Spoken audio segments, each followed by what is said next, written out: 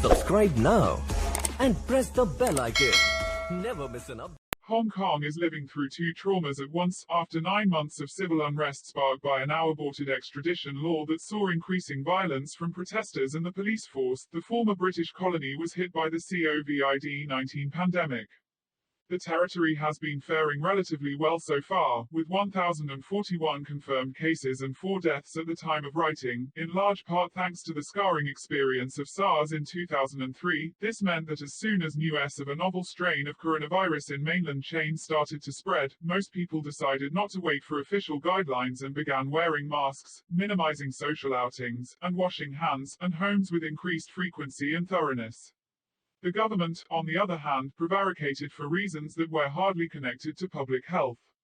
Back in October 2019, citing colonial-era emergency laws, the authorities banned wearing a mask in public to prevent properties hiding their identity as they took part in unauthorized matches, or authorized march that got banned halfway through. But the administration wasn't willing to budge. It took a few contradictory press briefings before Carrie Lam, Hong Kong's chief executive, accepted that surgical masks for preventing the spread of the coronavirus would be allowed while maintaining that they would remain forbidden at protests. To some extent, the pandemic could have given the Hong Kong government the opportunity to reset the clock, concentrate on protecting public health, and move towards social reconciliation. This is not what's happened. Even as Hong Kong was recording growing numbers of new infections and life was being upended by the pandemic, the police kept making arrests and the courts kept putting activists on trial. 15 high-profile activists were arrested in April for illegal assembly in a march that took place last August that saw more than 1 million people take to the streets.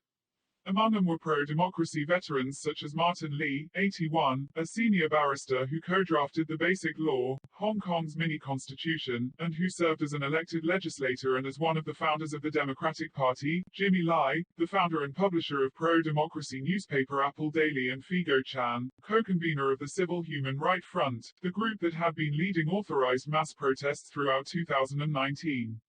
In the past week, protests have returned. They have mostly been taking place in shopping malls, where people can gather less visibly and then start chanting slogans while maintaining the decreed social distancing rules. On 1 May, Labor Day, after the police refused to authorize a traditional rally, a protest inside a mall ended in arrests and the use of paper spray.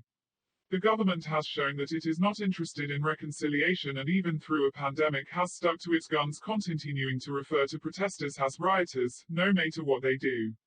The demand for meaningful democracy is treated like a second virus to be forcibly driven out of Hong Kong.